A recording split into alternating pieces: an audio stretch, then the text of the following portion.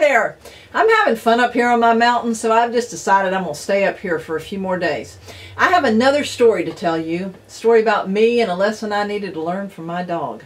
It all took place in the beautiful Virginia countryside. Now, I hated to do it, but I was determined to keep my dog safe. See, I had moved to a new home with a huge chicken farm across the road. Not a place for dogs to run free. Our neighbor had a big rifle to protect his chickens, and I knew he wouldn't hesitate to use it. Well, my heart tugged at the sadness in my dog's eyes when I pulled the gate shut on their newly constructed pen one morning, but I was confident I'd made the right decision. My two dogs definitely disagreed. Caspian, my chocolate lab, and Corin, my huge black lab, stared at me through the slats of the pen as I walked away. Now, as far as dog pens go, it was deluxe. A large 20 by 20 area under the overhang of my barn had been enclosed with 1 by 6 slats. I had scattered a thick layer of fresh-smelling hay on the dirt floor so they would be comfortable. They were clearly unimpressed.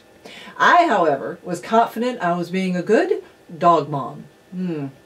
Caspian was about to teach me a lesson I've never forgotten. When I drove up to the house that evening after a long day at work, Caspian greeted me at the car, his tail wagging wildly. I stared at him in astonishment. "How did you get out of that pen?" Well, he kept wagging his tail, dancing in joy to be free. "And where is your brother?" Well, wild barking drew me back to the pen. Corin was exactly where I had left him. I turned back to stare at Caspian again. How had he gotten out? Now, before I go any further into the story, there's something you need to know about my chocolate lab Caspian.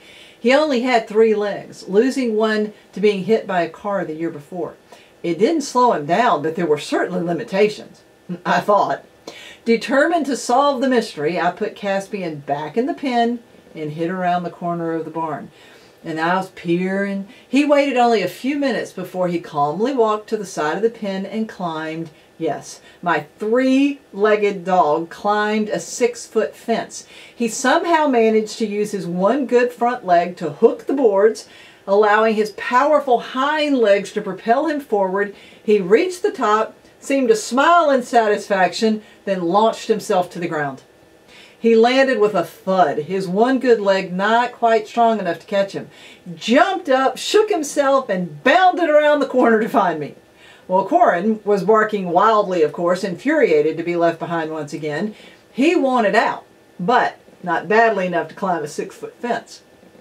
Well, I stared at Caspian's look of smug satisfaction.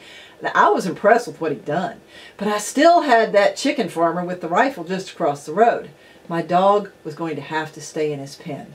And with that decision, the battle was on. To stop him from climbing out, I took 1 by 12 boards and nailed them around the top of the pen, inside. What did Caspian do? He stood on his hind legs, he ate the board, then he climbed out. So I changed tactics.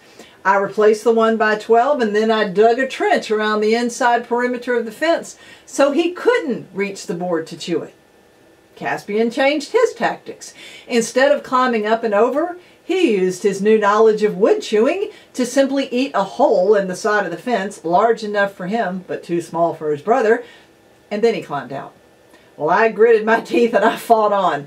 Next, I replaced the chewed board and lined the entire pen with heavy gauge chain link fence.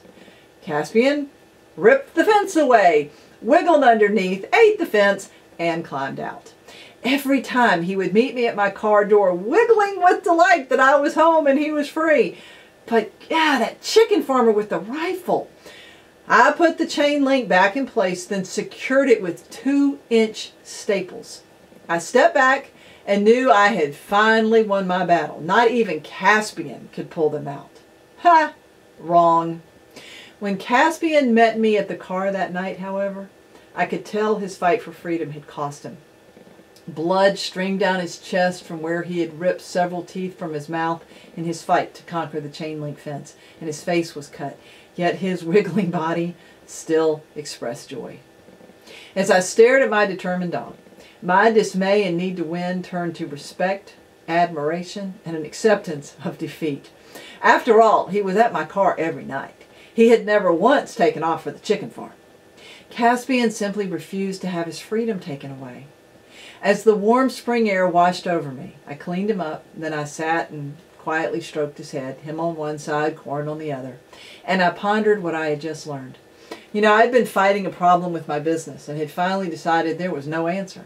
Well, Caspian taught me that wasn't true.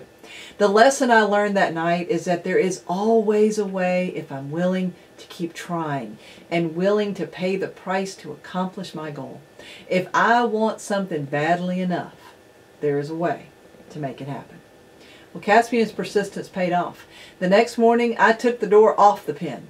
Both my dogs stayed on my farm. They never bothered the chickens, and I never had to worry about the chicken farmer's rifle. And I learned a lesson I've never forgotten. So what do you want to accomplish with Green Organics? Are you willing to do whatever is necessary? Are you willing to pay the price? Only you know the answers. I'd like you to take some time right now to find the answers inside of you. I'll be back tomorrow.